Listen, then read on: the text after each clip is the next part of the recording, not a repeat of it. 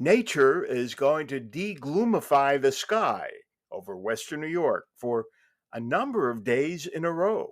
I'm meteorologist Don Paul, and on this Groundhog Day, welcome to my podcast, Don Paul's Bits o' Blather on weather, climate, and some humor. And I want to reassure you I'm not going to spend much time debunking what is nothing more than silly fun, Groundhog Day. It's too easy. It's like debunking Marjorie Taylor Greene or that guy who wears more makeup in one day than I wore in 46 years of television. Just too easy.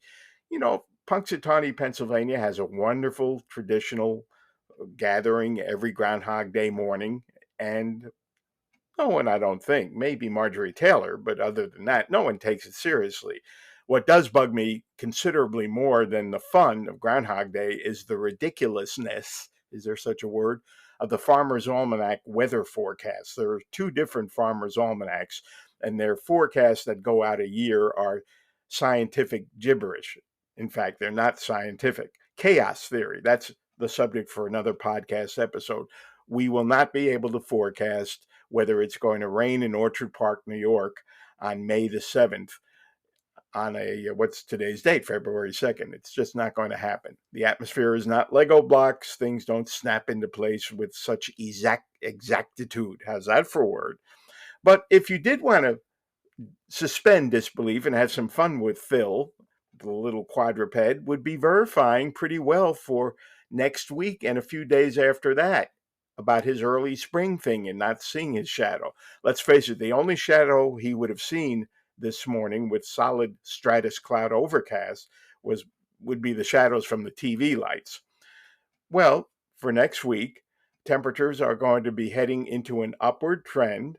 And while he doesn't precipitate forecasts, he talks about temperatures, I think, or he chatters about them.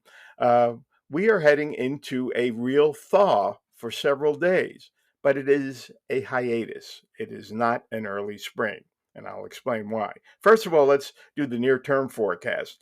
If you are a skier, this weekend will be better than next weekend.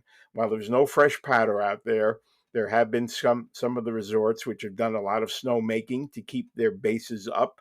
And by next weekend, there's going to be some real erosion, not disappearance, but erosion in those bases. Because while Saturday's high temperatures with partial sunshine developing for the afternoon, upper 30s, low 40s with more abundant sunshine developing for Sunday, and pretty good signs of more abundant sunshine for at least a large part of Monday, Tuesday, and Wednesday, maybe even Thursday. But again, there's that caveat.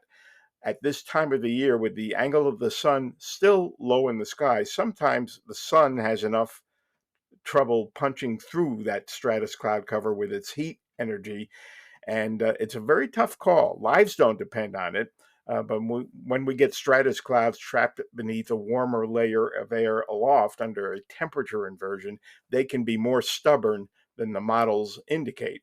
Now, if I just were an automaton who followed the models, I'd say mostly sunny virtually every day, starting Saturday afternoon through Thursday. But that's not the way nature works. But count on more sun than we've seen, and it is really needed because it appears that January in Buffalo was the cloudiest month on record.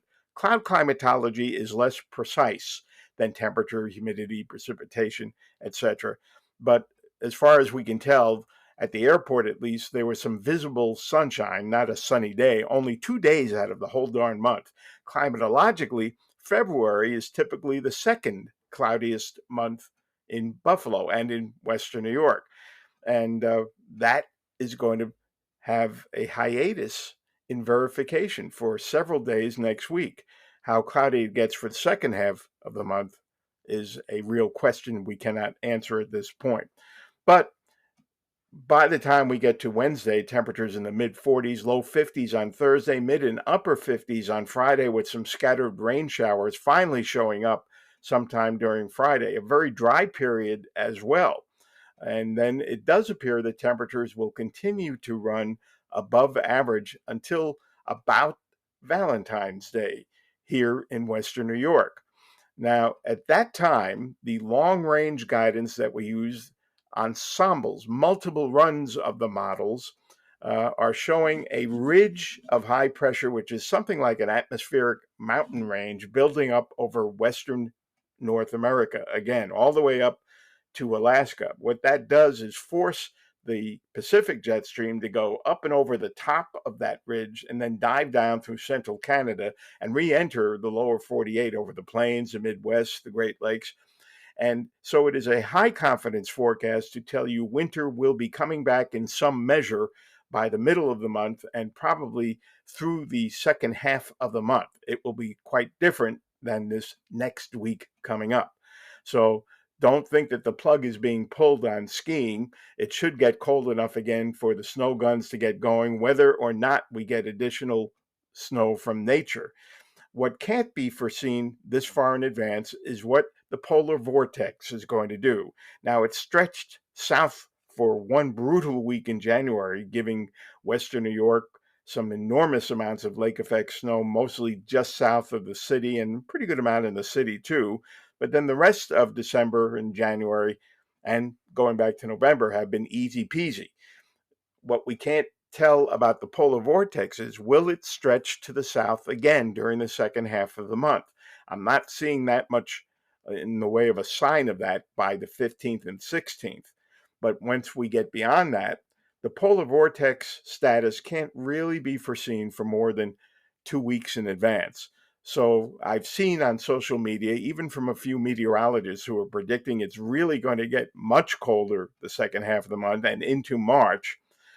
I am in agreement that it's going to get colder. I'm not yet in agreement that it will be getting much colder.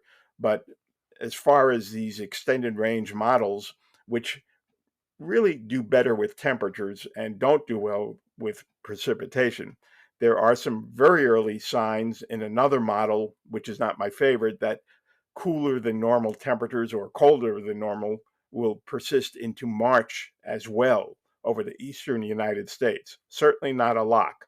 But as far as early spring, not seeing it. So savor those days later this upcoming week and the beginning of the next week, because they are really going to feel remarkable after all the gloom we've had. And it still feels chilly, even though the actual temperatures are above average. It's not exactly feeling warm out there. So Phil pulls out a winner for later next week, and actually a pretty good week coming up if you like dry weather as well. Thanks for listening this far. Please share, please follow, and I will chat with you real soon.